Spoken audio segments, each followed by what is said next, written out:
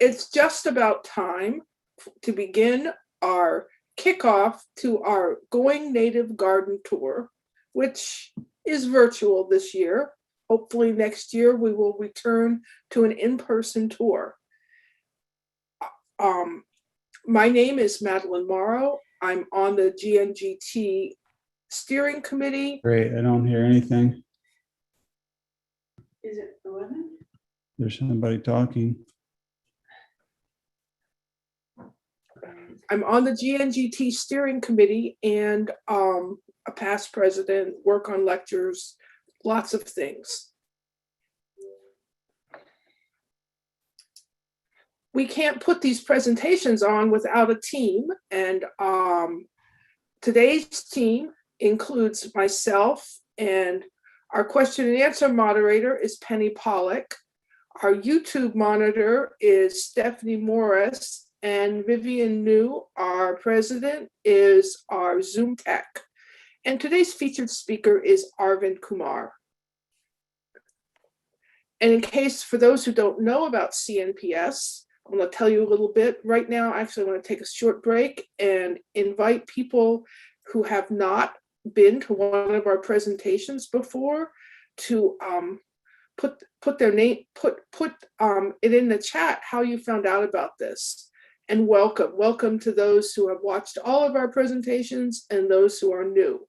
California Native Plant Society is an environmental organization, and we have over 10,000 members in 35 chapters all over California and into Baja California, which is also part of the California Floristic Province. Our chapter, Santa Clara Valley chapter, covers Santa Clara County and southern San Mateo. And as an environmental mission, CNPS wants to save California's native plants and habitats. And we bring together science, education, conservation, and gardening to do that. And this tour is part of our way of achieving that mission. And if you haven't done so, it would be terrific for you to join us. The more people we have, the more power we have to preserve California native plants.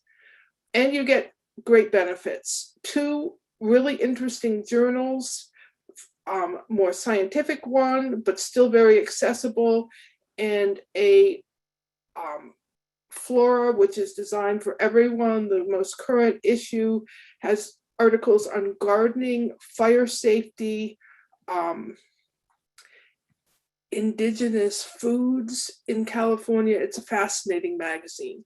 And you get our chapter newsletter, discounts at nurseries. And right now, there is a CNPS discount with your tour registration. Go to cnps.org/join to take advantage of this. And we have lots of other events. And since our tour kickoff coincides with the beginning of Native Plant Week, there are lots of activities across the state. If you go to cnps-scv.org, we have Native Plant Week. You can see what these are, all kinds of presentations and activities from the top to the bottom of California. We have more interesting talks coming up.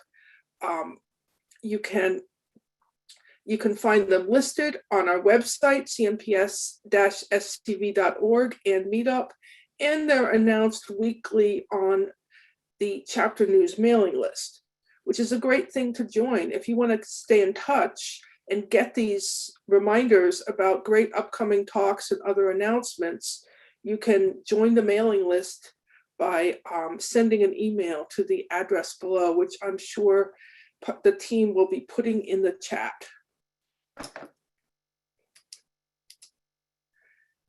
And one of our big activities is our native plant nursery. And we have a lot of Native Plant Week specials that are starting right after this presentation. There's free Dudleya and wildflower seeds with every order, and a limited supply of $4 for showy milkweed.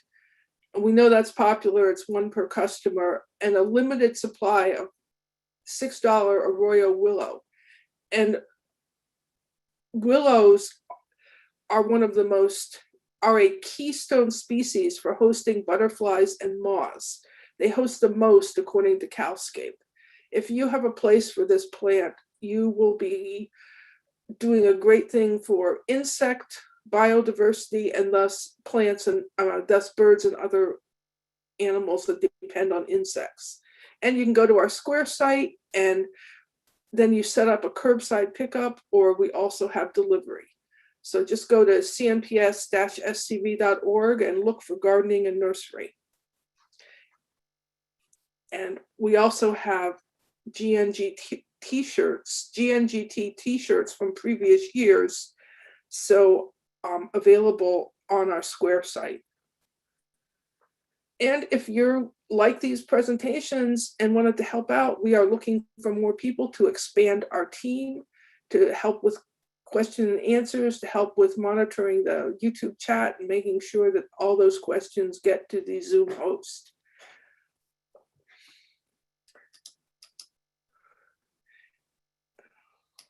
You don't need a lot of computer expertise to do this. If you can switch windows and copy and paste between them, you have the expertise and we get you started. So here are the people to contact if you want to help. And just a note about how we're going to work the presentation. We'd like you to keep your microphones muted, but you can put your questions or comments into the chat box at any time, either Zoom chat or YouTube chat. We will get all of them, and they will be, we will try to answer all of them during our Q&A period. And we expect to finish by 1 p.m. And if you have friends, you want to see this, or you come in late and didn't see it all, our YouTube, it's being broadcast live on YouTube, but that's recorded and it will be available to view later, basically right after it's finished. And this is our Going Native Garden Tour 2021. It's a virtual tour, and we are dedicating this tour to the memory of Myra Randolph Saylor, sister of longtime tour committee member, incredible master gardener and human being, Nella Henninger. And she comes from an amazing family. Myra, who is pictured here on one of her creations, I believe called Lizzie, she lived most of her life in California, but she retired to Arizona. And she was a lifelong artist, registered nurse as her profession, wife, mother, and grandmother, and constantly creating.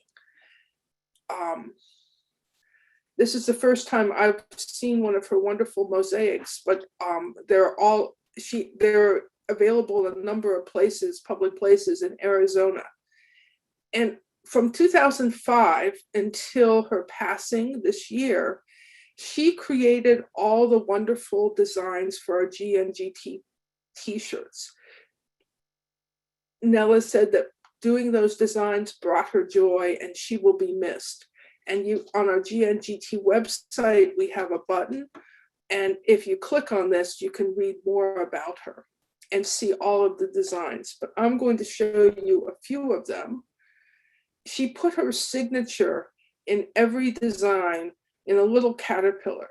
If you see my arrow, here it is on the pug vine, and sneakily on this milkweed design, it's not on the big monarch caterpillar, it's on a little tiny one there. Sometimes they're hard to see, but she has them in every design. And we have a page with every single one of them on the website, once again, when you click that button. So I just want to talk about our agenda today. I'm doing the welcome and intro, and then we're going to have a virtual tour of Lake Cunningham native plantings by Arvind Kumar. And then I'm going to do an overview of some notable public gardens in Santa Clara and San Mateo counties. And then we'll have Q&A.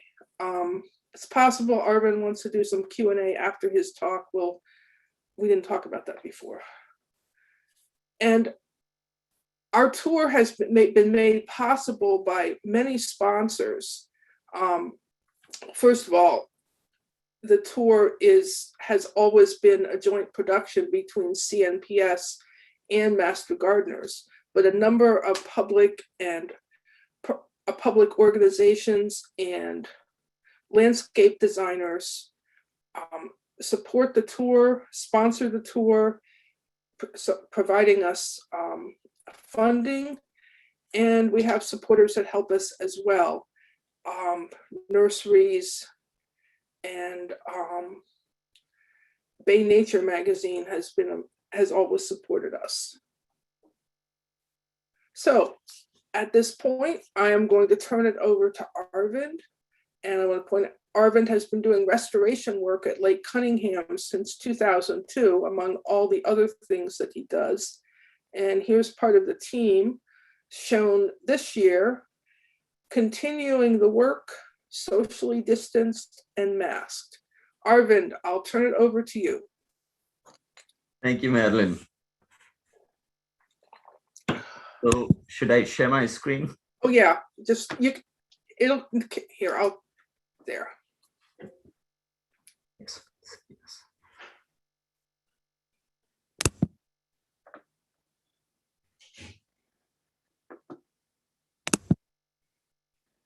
Can you see it now?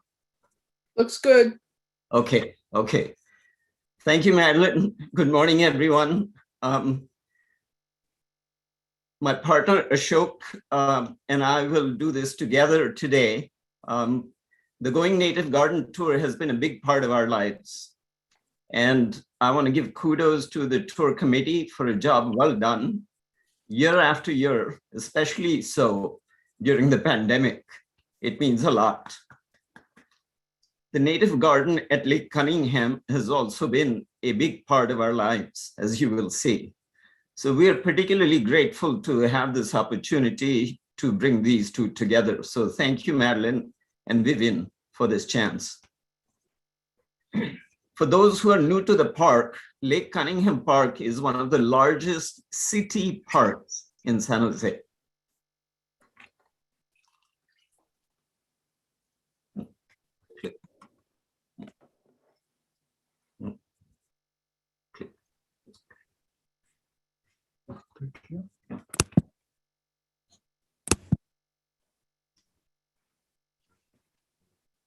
So the park is located due east of the 101, 280, 680 interchange. And the nearest freeway exits are East Capitol Expressway from 680 or Tully Road from 101. And it's about 2 miles. The park contains a number of attractions: Raging Waters Amusement Park, a skate park, a BMX bike track. In the center of it all is a 50-acre lake. There are 2 entrances. One, the main one on White Road, which is somewhere here, and there's another entrance down here from Tully Road. If you've never been there, here are some views of the lake and the park in different seasons from different vantage points. Looking southwest, looking east, looking west. This is a meadow by the North Shore that floods in the winter. We'll talk a little bit about this later. This is a view of the sunset from the native garden itself. So before I take you through the garden, I wanted to review the historical and ecological context of this park. This map shows the natural lay of the land in San Jose around the year 1800. There are many different types of habitat here: grassland, oak woodland, alkali meadow, something we don't see very much these days, meandering streams and creeks and associated wetlands. Let's look at closer. Let's look at the blue dot in the middle of the map here. It's a shallow lake called Laguna Socaire. and this is zoomed in, Laguna Socaire was surrounded by wetlands, grasslands, an alkali meadow, and oak savanna. Many streams never made it to the bay. They came down the hills, but they never made it to the bay. They simply ended in willow groves. Again, something you don't see today. This is a photograph of San Jose from 1869. Notice the vast grassland studded with widely spaced valley oaks. Also from 1869, an aerial perspective of San Jose. Coyote Creek is the dominant natural feature. Laguna Socaire is somewhere in the upper left. 100 years later, by 1969, a dairy sat on the site of Laguna Socaire. Here are comparative aerial photos of the site from 1939 and 2002.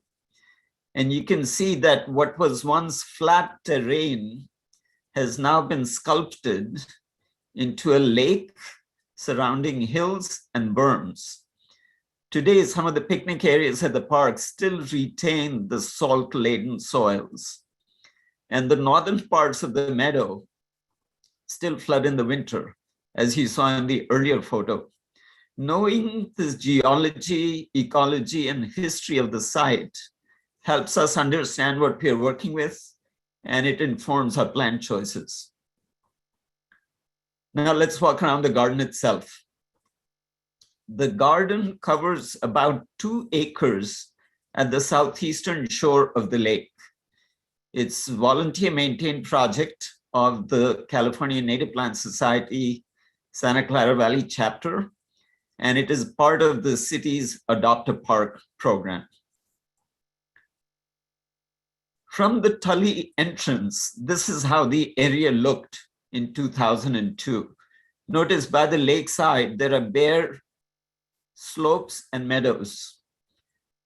This is how it looks today. So it's quite transformed and quite different. There's a sign that marks the dirt parking lot that is the entrance to the garden. The nearby plants are this poppy patch, which faces Park Road. Last year, it put on a really good show. There's a sunny slope behind the poppy patch. It was mulched and designed and planted and drip irrigated by volunteers you will meet later today. A close-up of sticky monkey flower and coyote mint that has not yet bloomed. This ceanothus was abuzz with bumblebees.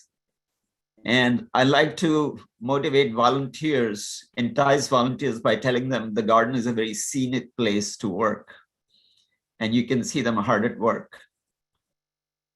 Up on the slope, there's a lemonade berry that has volunteered, and it's really well adapted to the summer heat. At the bottom of the slope, near the swale, salt heliotrope forms an extensive swath in May. And it's a really beautiful plant that survives all summer long, flowering and blooming and attracting pollinators and butterflies and skippers, and takes 0 water. In the same area, in October, you see Marsh Goldenrod. In the parking lot, a young toyon in May. This was planted by birds and is doing a good job of beautifying the porta potty behind it. West of the parking lot, you're going to find Chaparral nightshade, western redbud, golden currant, which forms thickets that the quail like to hide in, and desert willow. This is one of the most beautiful native trees in California. Moving now to the accessible path that connects the parking lot to the lakefront. There's an interpretive sign that marks the entrance to the garden. And in 2002, this is what the area looked like. It was surrounded by dirt and invasive annuals, and it looks a little different now. At the nearby bench, you can see soap lily flowers in bloom in May, and it's a real magnet for bumblebees and hummingbirds. Looking back towards the parking lot, you will see a layered view in April from the sage in front to the ceanothus to the coast live oak in the back. In midsummer, this is the view, California fuchsia and deergrass. Growing by the path, sacred datura in June. Also in June, California buckwheat starts flowering, and it's a real magnet for insects of all kinds. But in April, the same buckwheat is forming buds. It's very green. Something we've observed is that as the native shrubs and trees mature and create shade, many annual invasives start to diminish.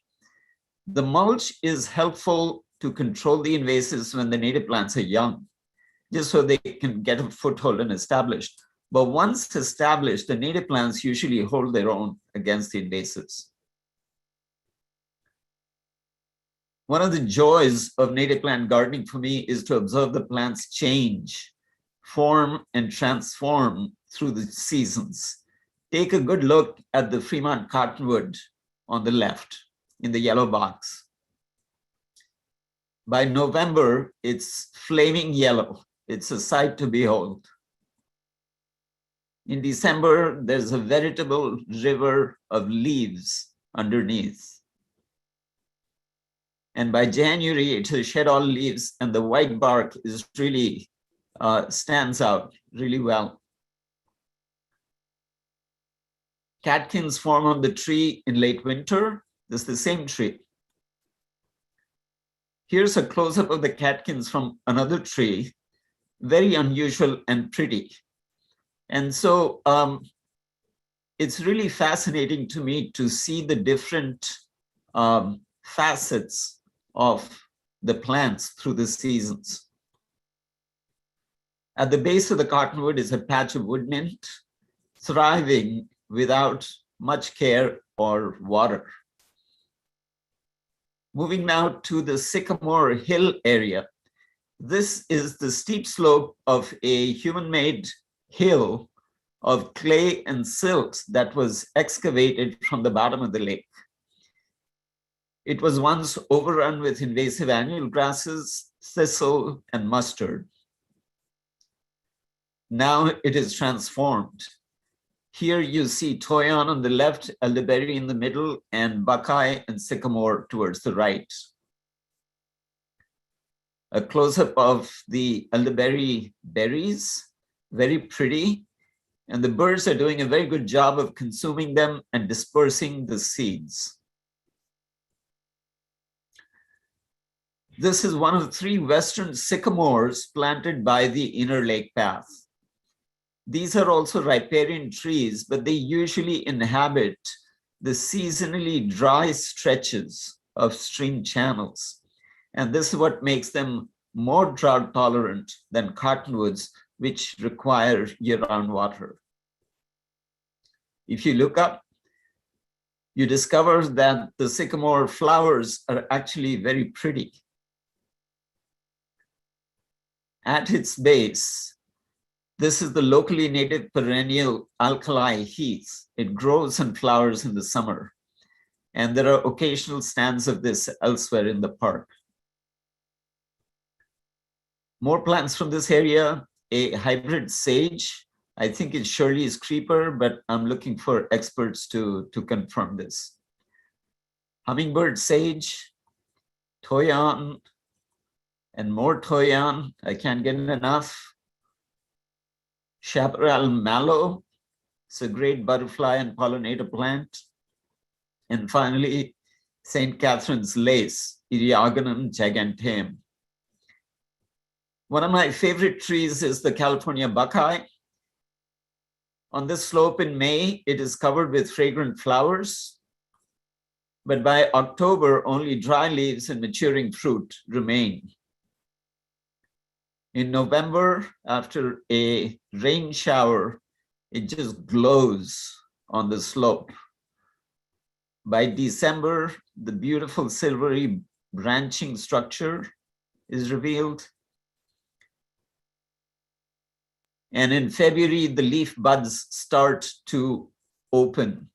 These pictures were taken 1 week apart, and there's something interesting going on with some of the bracts. If you look closely, what's going on here? What's going on here? These are what used to encase the leaf bud. And now some of these, not all, but some of these will become full leaves themselves. And the next week, and this transformation is really beautiful to see. And it's complete when it is gorgeous again in May. Lastly, let's take a look at the plants near the picnic area. Here's California fuchsia in August. Why I love this plant is that it is very easy to propagate. Just take cuttings in the winter, stick it into moist mud and leave it alone, and it takes. That's how this patch was grown. And it's now colonizing slowly and repelling invasives. And for the park, this is a really wonderful plant. In 2016, volunteers mulched this bed with small, scrawny native plants using these skinny logs for protection. 4 years later, those same plants have grown, and so have the logs. The picnic area is very popular, and sometimes there's plant damage. So the logs help to minimize the damage. The Point Sal sage is particularly happy this year. Is a close-up. Nearby, there's a Nevin's barberry, which blooms in March. A close-up. It's very pretty, and it's also very prickly. And the flowers turn to berries in July.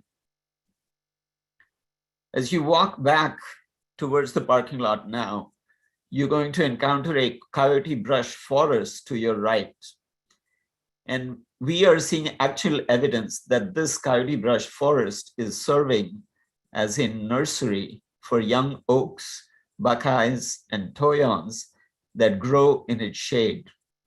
These were planted by birds and squirrels, not by us. But the shade of the shrubs helps the young plants survive the dry, hot summer. We're back at the accessible path. I see something lavender in the middle of the photo. Let's take a closer look. Highlights from this area are Bee's Bliss Sage.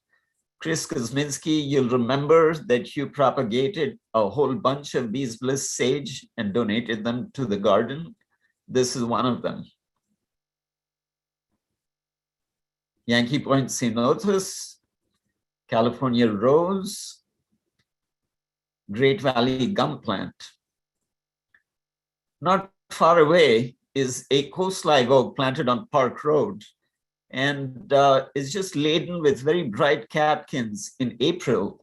And to me, they look very attractive. You could say this is a flowering oak tree. Shown here is the only legacy valley oak that we've been able to find in the park. Knowing how prevalent and dominant this tree was once in San Jose, it's particularly meaningful to protect this tree and to reintroduce valley oaks wherever possible through their historic range. Next, I want to share with you some pictures of the wildlife in and around the garden. Before I do that, I'm okay to take some questions if there are any.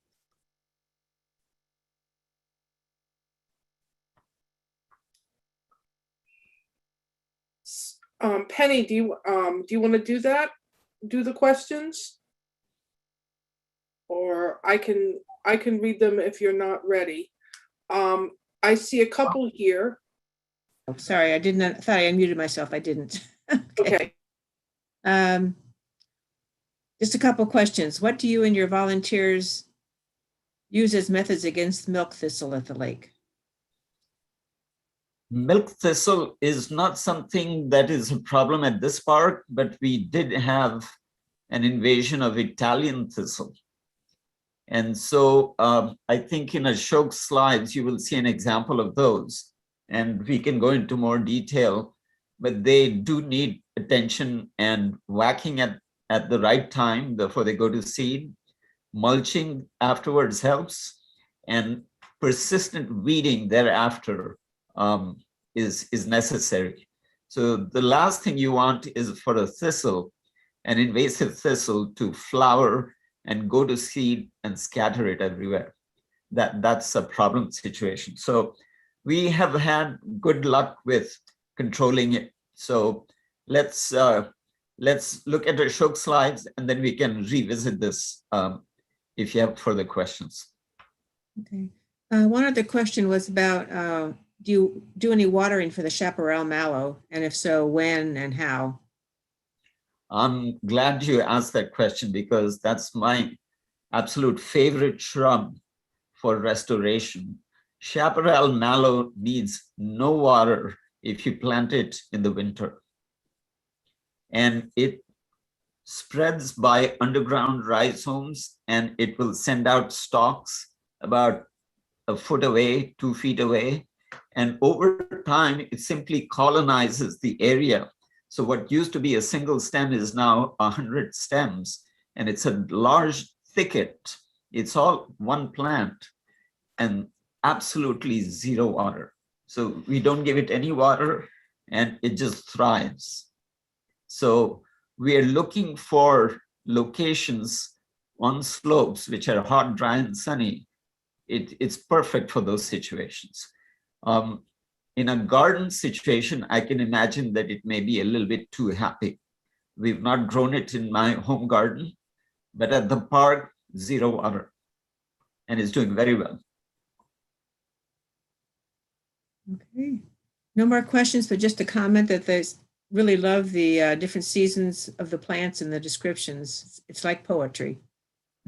Thank you. Thank you. So next, I'm going to share some pictures of the wildlife in the garden. There are lots of milkweed beetles on the narrow leaf milkweed. Painted lady on Alum unifolium, meadow onion, cabbage butterflies on coyote mint, monarchs on narrowleaf milkweed, western fence lizards. There are a lot of them in the garden. Here you can see why it's called blue belly. Black-tailed jackrabbit on Sycamore Hill, as a matter of fact. And it's actually growing behind it is a chamise that is just a baby. There's a white flag marking its location. So we find that the jackrabbits really love the garden. We often will see them when we arrive for a work day at 8 in the morning. You can usually spot a few of these guys around. Fox squirrel in the black walnut tree. Ground squirrels. This is atop Yankee Point cenotes. Their burrow, or one of their many entrances to their burrows, is right below the shrub, and they don't harm the plants at all. They coexist with it really well. Anna's hummingbird, black phoebe, Say's phoebe, white-crowned sparrow on a white alder, on a saltbush, golden-crowned sparrow on a saltbush, ruby-crowned kinglet on a saltbush, bush tit on a saltbush. You can see there's a theme here. We also get scrub jays, house finches. This one is taking a bite of a toyon berry, and another bite, and another bite.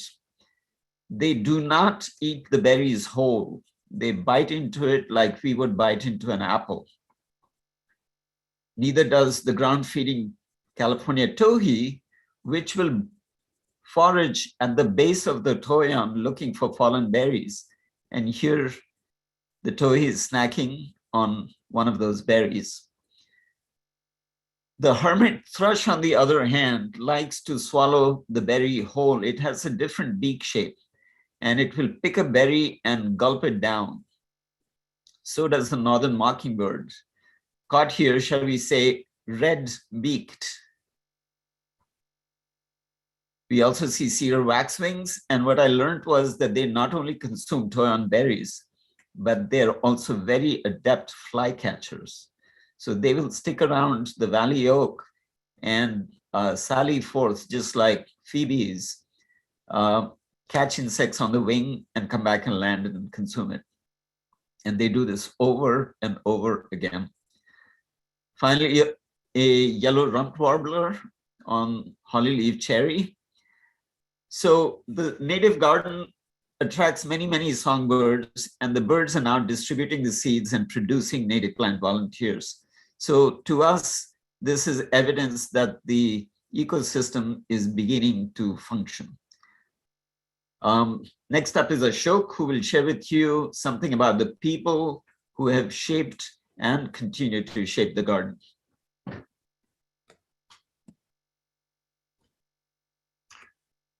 So when we started almost 19 years ago, in those early years, our goals were to plant natives and to create habitat. And it was lovely to see the critters find the garden and inhabit the garden.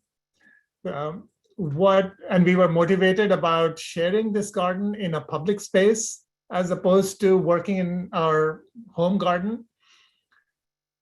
But we didn't have a clear idea of how people would connect with this garden. And as a result, how they would connect with other people through this garden. That we were to find out later. So in the first 5 years or so, the plants were so small in such a large space that you wouldn't even notice them. You wouldn't notice that there was anything special there, anything different about this space in that large park. Among the early volunteers to join us was Susan Sundberg, who you see on the left with Arvind and me. Susan brought with her her passion for natives, an intimate understanding of plants, how to nurture them, and a love for all the critters that came to inhabit that space. She led volunteer sessions for several years and helped to establish the bones of the garden. You see her here mulching and weeding around a golden currant. And over the years, we have also received several plant donations from supporters. Just this last winter, Ken and Dee Himes brought more than 100 Douglas iris plants and more than 200 ethereal spear bulbs. And they didn't just bring the plants. Here they are training volunteers to plant. And so this became a fun project for all of us. And just today, we were at the park and a couple of volunteers who had done the planting and have been watering those irises were really excited to find that they have started blooming in the first season itself in just a few months. Talk of instant gratification. Along the way, we discovered volunteermatch.com, a portal that high school students use for finding volunteer opportunities. And that became our major resource for outreach to high school students. We offer a brief tour of the garden to identify some 3 or 5 native plants in each session, like this bee's bliss sage in the foreground. So it becomes a learning opportunity also. Some student volunteers come once, some come repeatedly because they enjoy being out here in a natural setting. Here's a group that's weeding a patch of hummingbird sage and enjoying it. That you saw earlier. Yeah. And doing some hard work of digging an edge for mulching and mulching and more mulching. This is Elliot Liu. I want to mention him specially because he has been volunteering. He's a high school student and he's been volunteering in the native garden for the last 3 years. He's about to graduate and he received the Presidential Volunteer Service Award. This sturdy, handsome bench was installed by Eagle Scout Daniel Lau. It's very popular for observing bird activity in the native garden and just sitting there and soaking in the atmosphere. Another one that they installed is next to the lake. It's usually occupied in the evenings because it offers a spectacular view of sunset over the lake. We were also visited by CNPS board members who came not just to see the garden, but also help out. You see them with buckets, and they helped us weed around the sage and the ceanothus in the picnic area that Arvind showed earlier. A special shout out to a group of adult volunteers who have partnered with us for the last 5 years, Silicon Valley Volunteers. The native garden is one of the many projects that they support with energy and enthusiasm. You see them here with the leads, Magesh and Melissa, in blue t-shirts. So they are helping us out in the garden, doing various projects. They come in large crews regularly. So we've been able to take on projects and expand the garden with the help of Silicon Valley volunteers. One of these projects is a tree planting project, which is the brainchild of Tilak. Tilak is a tree amigo, and he has trained with our city forest. So one scorching summer day, we were walking along the lakeside path, which has no shade, no trees. So he proposed planting native shade-giving trees to line the lakeside path. And Tilak created this proposal. We started planting the trees in the fall of 2017. You see Tilak here on the left in blue, leading what became a 3-year-long planting project, in which we have planted almost 100 trees along the lakeside in partnership with Silicon Valley volunteers, funded by city grants, and supported by the park staff. We continued the planting in the next fall in 2018. And in the fall of 2019, we completed the 3 phases of tree planting.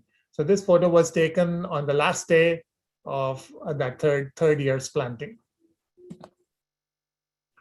All these trees are native. Many are valley oaks. Remember that this area was once an oak savanna before urbanization. These 2 volunteers have just finished putting a valley oak in the ground. On the right is Kara Dreesen. In the next fall, in 2018, Kara adopted the hillside you see in the background.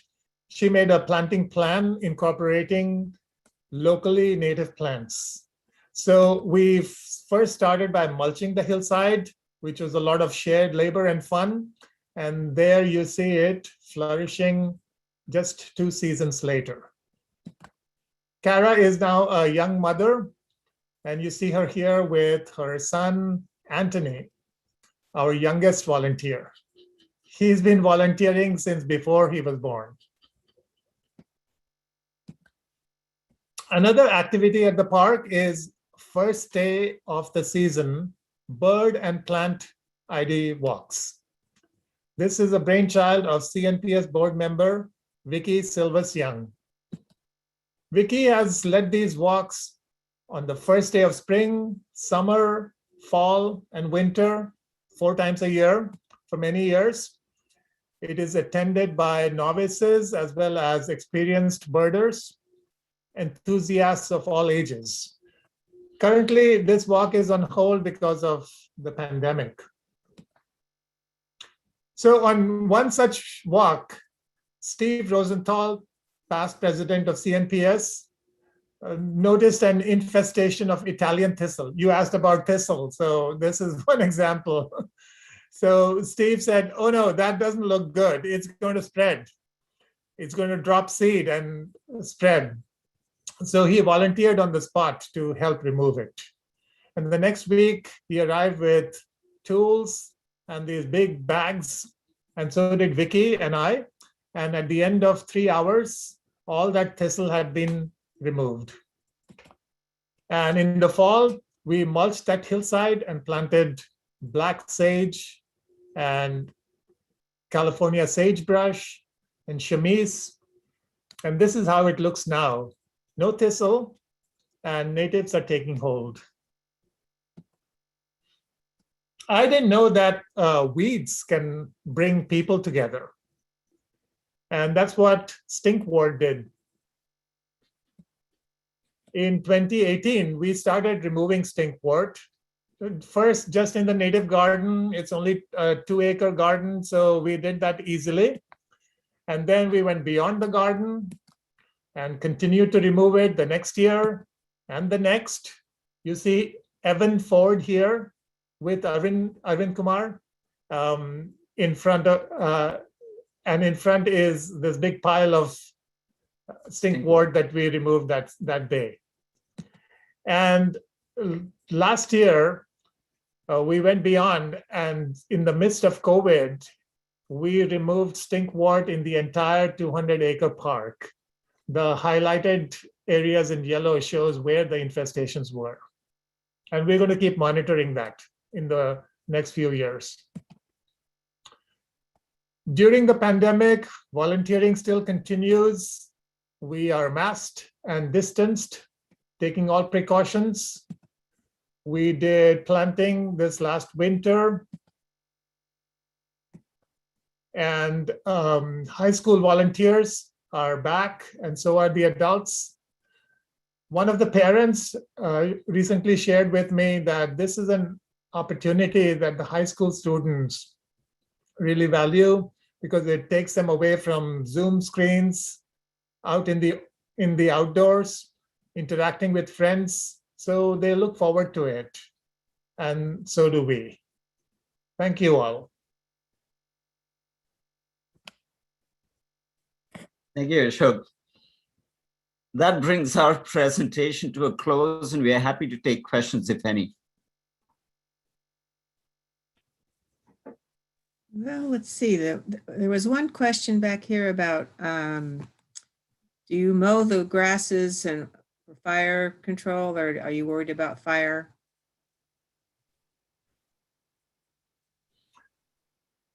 No, actually, that's not my area of expertise. But what I can add is, we take responsibility for only a small part of the park. It's 2 acres in almost 200 acres. And so within those 2 acres, there's some native grasses, but we have pretty much, we are managing the annuals quite well. We remove the annuals before they go to seed. But in the rest of the park, that's how they control the annuals. They mow it before, mostly before they go to seed. So yeah, there's not a lot of annual grasses. All right.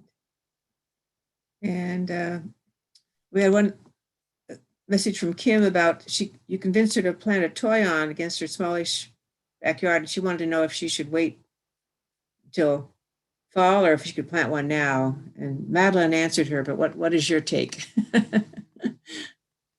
I go with Madeline's opinion. Yeah, better to wait till fall. Yeah, if you are good about keeping it in the can and keeping it watered, I would wait till fall. But I'm not very good with watering cans. So if I was in that situation, I would dig a hole, I would plant it, but I would pay special attention to water it through the first summer. because summers are brutal on young plants. Their root systems are not established. When the toyon is mature, it doesn't need summer water. But when its root system is still small, it absolutely needs some moisture in the summer to continue growing. And I'll put in a plug here for Chris Kuzminski's planting in mud method, which is on the CNPS website. You can find I think both a video and a handout on how to do that, which is very successful for getting plants through their first year, especially if you're planting in the summer or even in spring. And let's see. Somebody wanted to know why you don't see white sage in your garden. Actually, we do have a white sage. I did not include it due to time, but there is a white sage. It's alive. It's not as happy as it is in my garden, where it is more protected and it gets more attention. But the white sage also does well in the park. Yeah. Okay. It's near the cottonwood. And then there's a question about, do you water the trees to get them going? The answer is yes. Especially, Ashok showed pictures of the tree planting project. So all those 100 trees have bubblers installed next to each one. There's a master valve at each end of the line. And we turn on the master valve once a week for 10 minutes, 15 minutes, or 20 minutes, depending on the month. So the young trees are being watered. In the native garden itself, we didn't have access to bubbler irrigation or the funding or whatever. So whatever trees we planted in the native garden, we hand watered the first few seasons. But today, the cottonwood is mature, needs no water from us. The sycamores are mature. The buckeyes are mature. The valley oaks are mature. When I say mature, meaning there's no additional water going to them anymore. But when they were young, the first 2 or 3 seasons, we made sure that they were getting water. And there's a question here. Hack at thistles. Can you explain what you use for tools and how you hack at a thistle? I think what Steve had brought that day was just some hose, long handled, so you're protected from the thistle. And we had good gloves, and we just kind of took care of them at a good time. They can become quite large and difficult to remove because they have deep roots. So the earlier you get them, the better. We still get a few now, and we can recognize the leaves when they're young, and then they're really easy to remove with any weeding tool. So you, after removing, you also bag them, right? Yeah, because when we first removed them, they were full of seeds, so we bagged them. But otherwise, if there are no flowers or seeds, you can just compost them. Okay. Let's see, there's a link been posted to KK's planting method. Excellent. And also there's numerous applause and congratulations for your wonderful presentation. Thank you. Thank you. Thank you. So we'll stop sharing. There's some more questions. There's one more. I see one more question. Okay. Did you have to amend the soil? Was the soil too salty? I did observe you planted some salt-adapted plants. Good question. The natural soil of the area is very alkaline, very salty. What we are dealing with in the native garden area itself is also highly disturbed, meaning the original soil is not really on top anymore. It's been dug out from the lake, it's been bulldozed, it's been graded. So what we are left with is just clay. I don't see whitish deposits in the summertime, so it's not as salty as some other areas of the park, but it's just hard clay. And there's almost no topsoil. So when we are planting young plants, we might use a little bit of compost to mix in with the native soil when we are planting, but we've not really done large scale amendments, and the plants are doing just fine. In this highly disturbed, bulldozed, graded clay, silty substrate, they're able to establish. We do notice that the toyons have a life cycle in the garden where they do great for about 5 years, and after 5 years, they diminish and start dying off. And D. Himes consulted with us and suggested that we might, when it's starting to diminish, just coppice the shrub, and that it will grow back from it will stump sprout. So we haven't tried that out yet, but we do notice that some plants have a shorter lifespan than others. But in terms of amendments, not really. One of our constraints is simply that it's all volunteer based. There's no funding, there's no budget, there's no staff. So if we can get the funding together to do the amendments, we will, but most of the time the answer is no. And what I'll add to that is you'd rather choose the plants that are suitable for the soil rather than choose the soil that's right for the plants. And so we do find that there are, since it's a very alkaline soil, we do find that there are legacy plants, and Arvind showed alkali heliotrope, alkali heath, there's saltbush, there's saltgrass, there's alkali mallow. So wherever we find these original plants, we nurture those. Yeah. Also, I should mention that because we've been mulching now for 18 plus years, in places the mulch is fully decomposed into fine compost. And that compost is actually mixing with the soil and creating more topsoil-like conditions, but it's too early in the process. What we find is that when the compost when the mulch becomes fine compost, then it becomes great medium for invasive weeds again.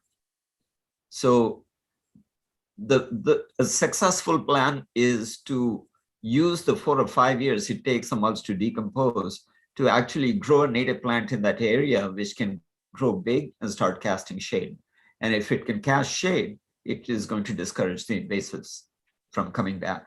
But if there are open areas, we will remulch it after 4 or 5 years to just get on top of the invasives. Okay, let's thank you very, very much, and let's move on because we have a little want to show you a few more overview of a few more public gardens. Thank you. I'll stop share now.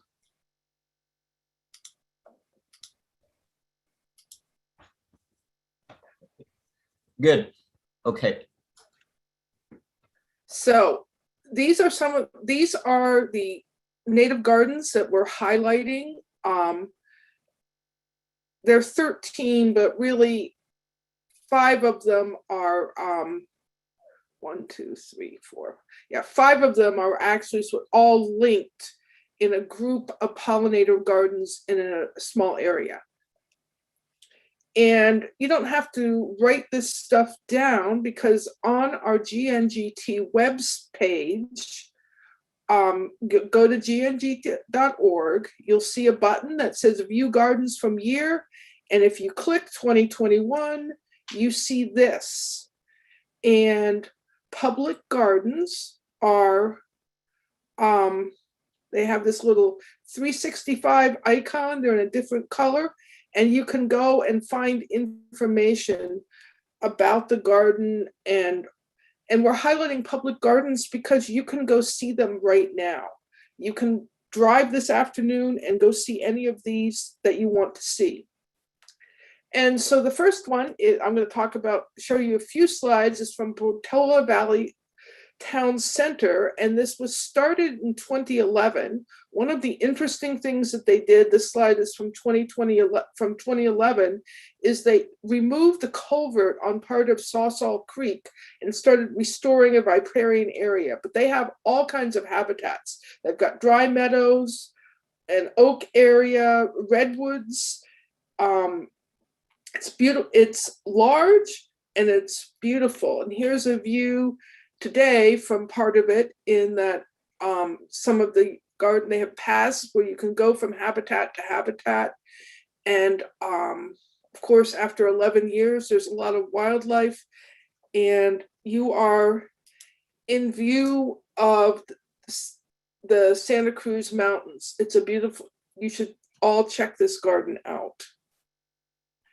And then here's this Pollinator Gardens link, where we have number 2, 3, 4, 5, and 6 are all in this small area, and they're walkable. You could, or it's, you could go and bike from one to another.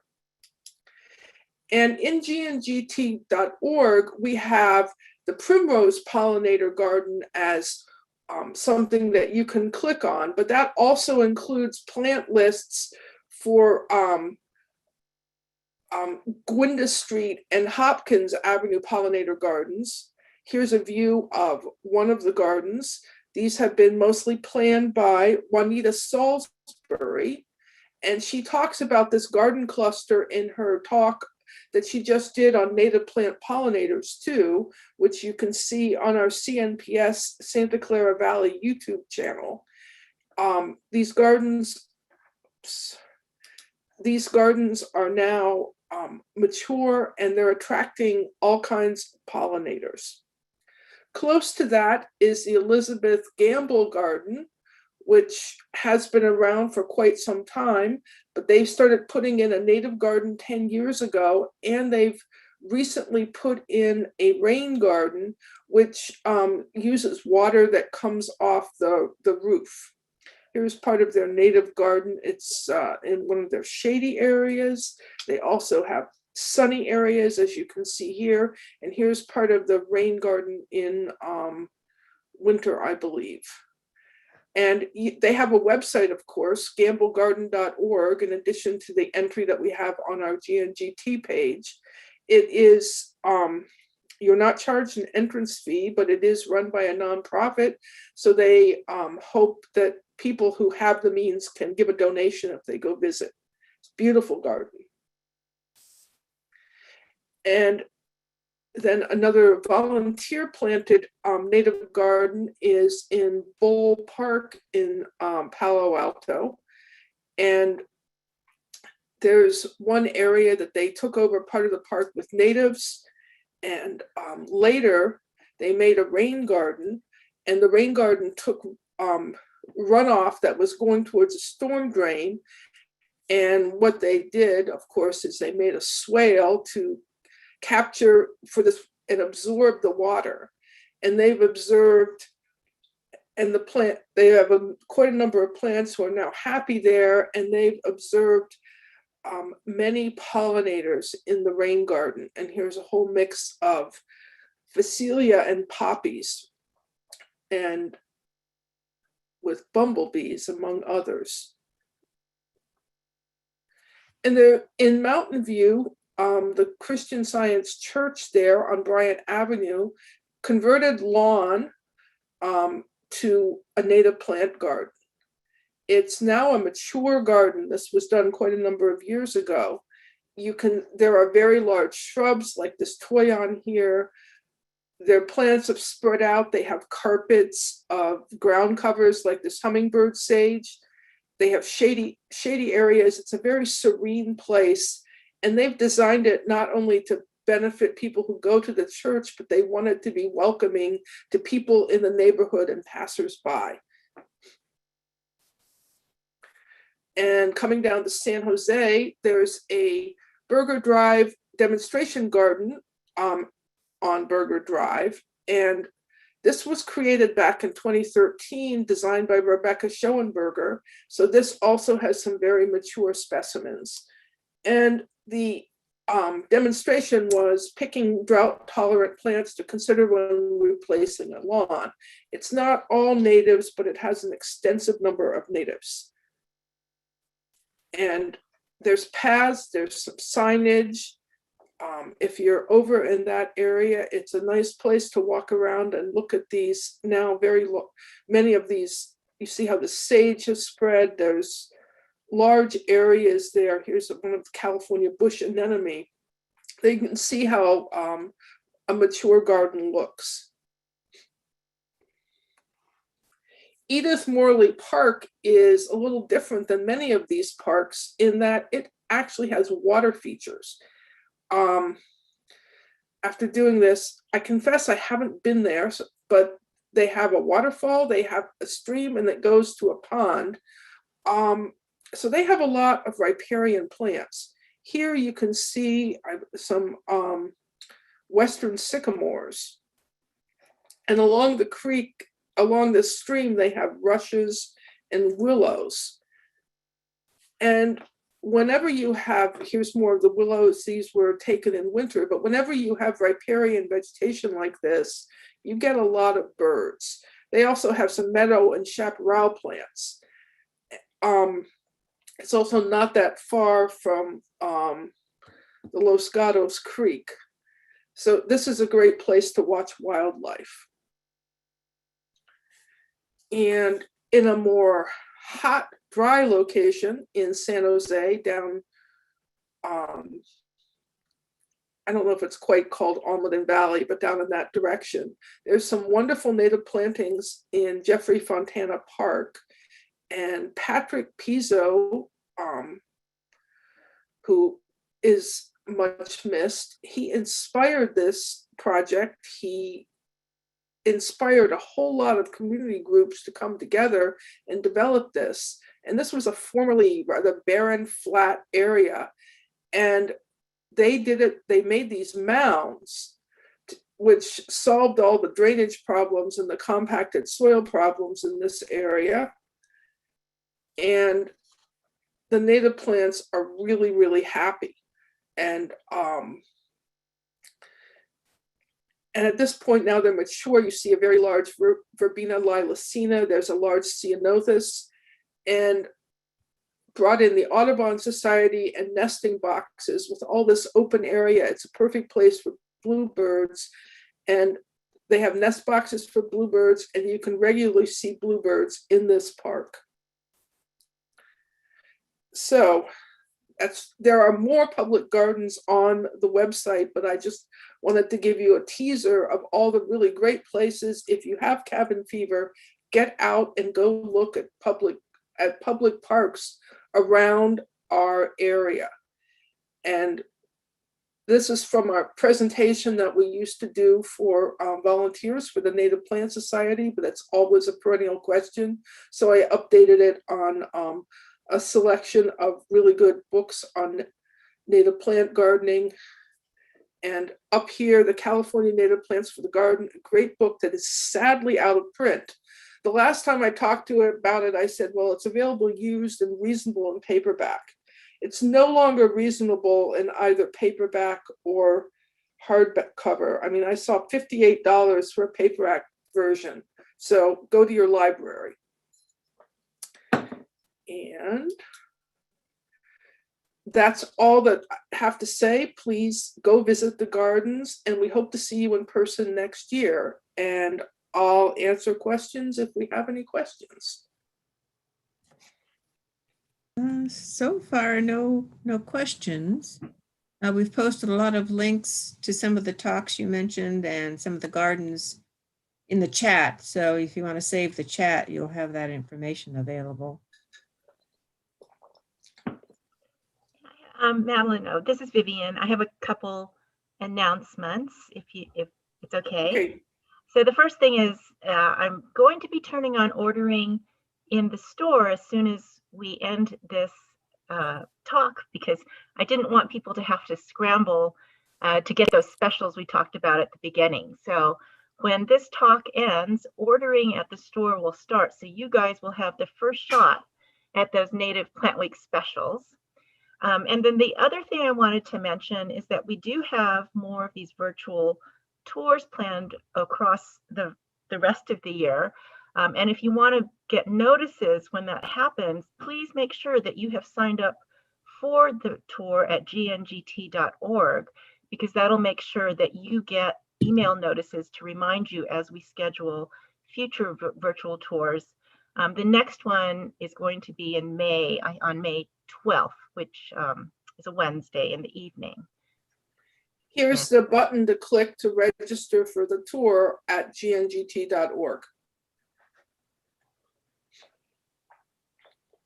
And I also just have to say, Arvind, my God, you and Ashok, that was just an amazing presentation. Thank you, thank you, thank you. That was wonderful.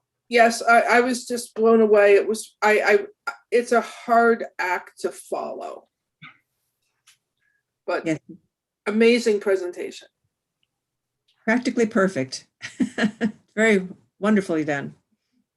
And it is a beautiful day. So we hope you guys have seen some things that inspire you to get out there and look at native plants in person. That was what we were hoping to accomplish today, because we know it's a virtual tour and we can't be there physically with you in the gardens, but we wanted to give you a way to see some things live. But also there's a lot of private gardens that you can view just online on the GNGT site. So we hope you also get a lot of inspiration there too. And if Arvind's presentation inspired you to volunteer, maybe Arvind to help with, restoration is ongoing now, socially distanced. So if Arvind, do you want to tell people how they could sign up? Yes, if anyone is interested in volunteering, they can visit the chapter meetup page, and our work days are announced there. It's Saturdays, 8 to 10 a.m., 2 hours on a Saturday morning.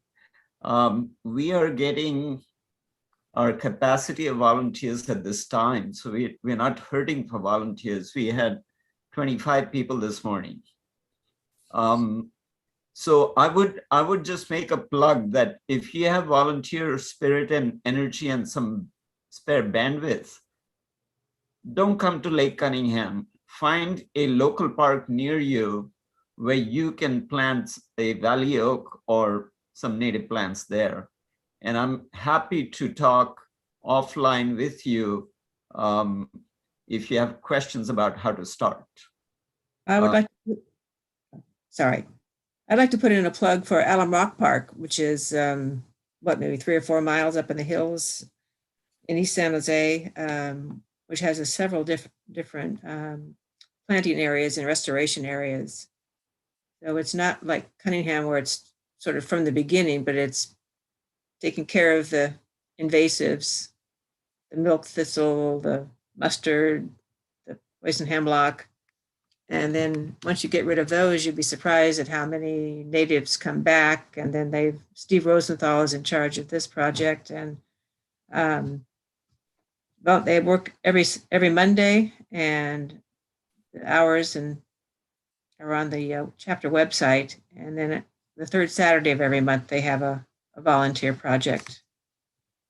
And so wonderful place. Wonderful garden to visit. There's one garden that's about a mile up from the valley floor, but there's others that are closer in that you can work on. And it's also a wonderful park just to explore the native plants and flowers that are there.